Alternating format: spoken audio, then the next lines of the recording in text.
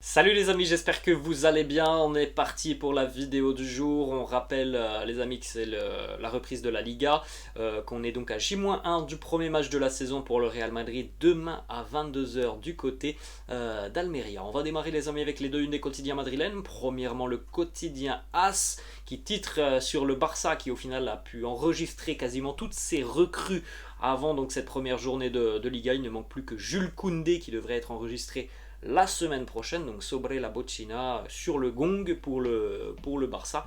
Et puis vous le voyez un petit peu plus haut, un Madrid dorado, le Real hein, qui a vu beaucoup de ses joueurs hier être nommés dans la liste des 30 joueurs qui sont susceptibles de remporter le Ballon d'Or. On regardera les amis dans quelques instants cette liste des 30 nommés avec l'immense favori qui est Karim Benzema. On enchaîne aussi avec le quotidien Marca qui lui aussi fait sa une sur le Barça. Robert Lewandowski, le soulier d'or qui va défier le champion cette saison.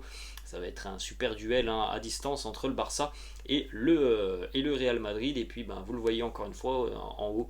On retrouve les joueurs mais aussi les entraîneurs qui sont nommés donc, pour le Ballon d'Or mais aussi pour les trophées individuels comme le joueur de l'année ou le trophée Lev Yashin hein, pour Thibaut Courtois. On continue donc les amis avec cette liste des 30 joueurs nommés au Ballon d'Or 2022. Donc vous pouvez faire un petit arrêt sur image pour découvrir tout le monde. On va se concentrer évidemment sur les joueurs du Real Madrid. Donc on a 6 joueurs du Real qui sont nommés pour le Ballon d'Or. On a la présence de Vinicius, de Karim Benzema, Luka Modric, Tony Rudiger, on a aussi Casemiro et Thibaut Courtois. On regarde cette image puisqu'évidemment Karim est l'immense favori de cette cérémonie du Ballon d'Or qui aura lieu donc le 17 octobre prochain. Donc cette image qui à l'heure actuelle est un montage pourrait devenir réalité dans quelques semaines. Je pense hein, les amis que voilà, il n'y a pas de doute là-dessus. Il doit revenir à Karim ce Ballon d'Or pour tout ce qu'il a fait tout au long de cette magnifique saison.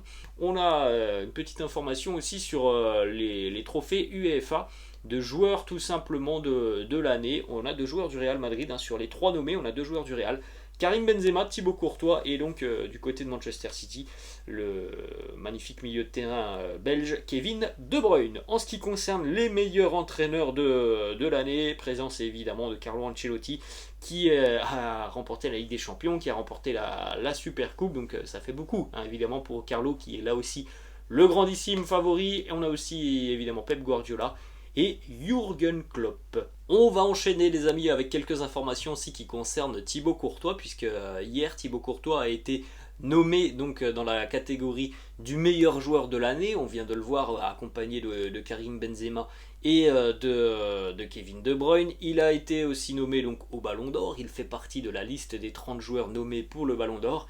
Et puis troisième nomination pour Thibaut Courtois, celle où il a vraisemblablement le plus de chances de gagner, c'est le trophée Lev Yashin, le trophée qui récompense donc les performances des gardiens de but. Alors il est possible aussi que Thibaut Courtois remporte peut-être le trophée d'homme de la saison, mais je pense que ça va aller du côté de Karim Benzema. Donc voilà, il est en concurrence avec évidemment d'autres gardiens dans le trophée Lev Yashin, mais je pense qu'il est tout de même aussi le grand favori du trophée Lev Yashin.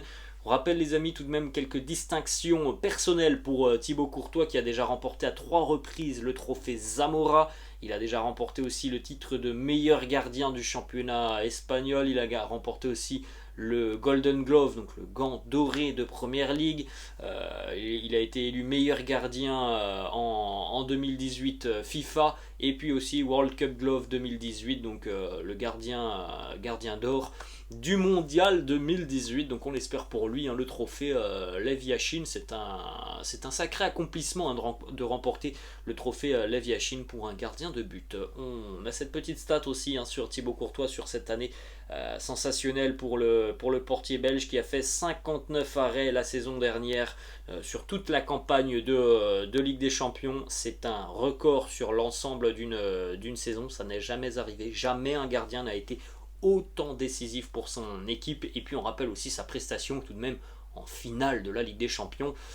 Il y a ce but de Vinicius, mais sans Thibaut Courtois. Je pense que si c'est un autre gardien, tout simplement, je ne sais pas si le Real Madrid aurait remporté cette Ligue des Champions. Donc voilà, sur cette finale face à Liverpool, on rappelle les stats stratosphériques de Thibaut Courtois qui avait sorti pas moins de 9 arrêts sur cette finale et qui avait tout simplement écœuré les attaquants des Reds de Liverpool. Évidemment, 9 arrêts en finale de la Ligue des Champions, là aussi c'est un record. On va continuer les amis avec quelques petites informations sur le duel Barça-Real Madrid cette année en Liga. Hier, les consultants de l'émission El Larguero de la Cadena Ser se sont expliqués un petit peu sur le Real, le Barça, qui sont évidemment les deux grandissimes favoris, et on a quelques déclarations qui sont sorties donc, de ces échanges.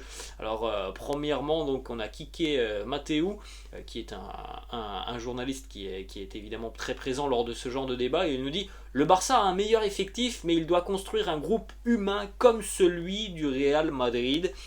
Alors je pense que sur l'aspect humain, l'aspect de groupe, évidemment que le Real est très très loin en tête, mais pas uniquement que sur le Barça. Je pense que le Real est tout simplement dans la gestion du groupe humain la meilleure équipe au monde. Après les amis, si véritablement on met l'effectif du Barça d'un côté, l'effectif du Real Madrid de l'autre, je ne suis pas sûr à 100% que si on fait poste par poste, le Barça ait véritablement un effectif qui soit très largement supérieur à celui du Real Madrid. Je pense qu'il y a véritablement match. Après, oui, c'est un constat. Évidemment, le Barça c'est évidemment bien renforcé cet été. Ensuite, on continue avec d'autres déclarations qui sont ressorties de cette émission. Si c'était un jeu vidéo, le Barça aurait une meilleure équipe que Madrid. Oui, certainement, mais là on n'est pas sur FIFA. Ensuite, on a aussi ce genre de déclaration. Le Barça est en train de jouer au poker, mais il est peut-être plus facile de gagner des matchs avec Lewandowski, Koundé et Rafinha qu'avec Rudgla ou Ilias. Donc on verra maintenant ce qui va se passer tout au long de la saison, mais je suis persuadé, et je pense qu'on est tous d'accord là-dessus, que la course au titre en Liga, elle sera beaucoup plus serrée que l'année passée. Je ne vois pas comment le Barça ou le Real Madrid pourrait tout simplement distancer l'autre d'une quinzaine ou d'une vingtaine de points. Ça me semble impossible cette année. Bon, l'avenir nous le dira. Ensuite, on enchaîne les amis avec un départ. Le jeune Marvin qui s'engage du côté de Las Palmas. Marvin qui évoluait du côté donc, de la Cantera du Real, avec l'équipe de Raúl très souvent. Il est prêté une saison à Las Palmas avec une option d'achat. Le Real évidemment encore une fois inclut un pourcentage à la revente si jamais il y a un départ du joueur dans quelques années, mais bon, ça on en rediscutera peut-être dans un an. On enchaîne les amis aussi avec quelques images par rapport à la séance d'entraînement de la veille. Premier entraînement hier pour les merengues pour préparer donc ce déplacement du côté d'Almeria demain. Il y aura une nouvelle séance d'entraînement qui sera prévue aujourd'hui pour les merengues. Pas mal de travail en salle, encore une fois, pas mal de travail physique hier pour les merengues. Évidemment aujourd'hui ça sera beaucoup plus une séance sur le terrain et sur l'aspect tactique de cette préparation face à Almeria demain. J'ai un petit coup d'œil, juste à côté de moi évidemment on a la présence de Vinicius Junior. Petite stat d'ailleurs sur Vinicius qui a délivré 32 passes décisives la saison passée, toute compétition confondue pour le Real Madrid, et sur ces 32 passes décisives il y en a 16 qui ont été des offrandes à Karim Benzema. Donc 50% des passes de Vini sont délivrées pour KB Nueve. On continue aussi les amis avec cette belle image hier lors de la séance d'entraînement. Luka Modric qui a activé le mode extérieur. Ça nous rappelle évidemment de très jolis souvenirs en Ligue des Champions l'année passée. Ensuite, on a cette information qui concerne Karim Benzema qui devrait renouveler son contrat de 2 ans avec le Real. Et il pourrait devenir donc le premier joueur de plus de 30 ans à le faire. parce que tout simplement Karim est unique. C'est le message du club, on le sait les amis, du côté de Madrid. Quand on dépasse la trentaine, on ne veut pas faire d'erreur du côté du Real comme certains clubs, pour le viser, le Barça a déjà fait ce genre d'erreur, alors même pas forcément avec des joueurs qui ont plus de 30 ans, mais le Barça a fait ce genre d'erreur par le passé, d'offrir de très très longs contrats à des joueurs qui, voilà, un an plus tard n'étaient plus désirés. Donc voilà, du côté de Madrid, on ne veut surtout pas faire ce genre d'erreur, de surpayer des joueurs qui peut-être pourraient ne plus avoir aucune utilité. Donc c'est pour ça que lorsqu'on dépasse les 30 ans, en général, on a une prolongation d'1 an du côté du Real. Et là, ça pourrait être un cas unique pour Karim Benzema qui, lui, pourrait avoir une prolongation de contrat de 2 ans. Étant donné le rendement, le physique de Kabenwebe, je pense que lui, évidemment, mérite cette prolongation de 2 saisons supplémentaires. Ça devrait se faire, hein, les amis, sur les prochaines semaines ou prochains mois, entre Karim et le Real. Et on va terminer les amis avec une déclaration de Xavi en conférence de presse hier. Alors vous pouvez regarder évidemment le match du Barça ce soir face au Rayo Vallecano. Bon, on a vu un Barça très séduisant lors de ces matchs de préparation. Reprise de la Liga donc pour les Catalans ce soir face au Rayo Vallecano. Vous pouvez jeter un petit coup d'œil évidemment, je pense à cette rencontre. Ça va être assez agréable aussi, hein, de voir une équipe du Barça qui à mon avis va tenir la dragée haute au Real. Xavi probablement, hein, qui nous parle donc du titre de champion et qui nous dit le favori cette année c'est tout simplement celui qui a remporté le titre l'année dernière, le Real Madrid. Nous n'avons rien gagné. Et dans tous les cas, nous sommes seulement des candidats au titre de champion d'Espagne. Donc voilà, la pression qui est mise évidemment sur le camp du Real Madrid, même si au fond de lui, Xavi, je pense qu'il sait très bien que son équipe, par rapport à tous les renforts qu'elle a effectués sur ce mercato, elle est en mesure d'aller gêner le Real Madrid. Mais voilà, Xavi a aussi maintenant entre ses mains une saison pleine à gérer et voilà, il a beaucoup de responsabilités cette année, hein, puisqu'il a eu les joueurs qu'il voulait.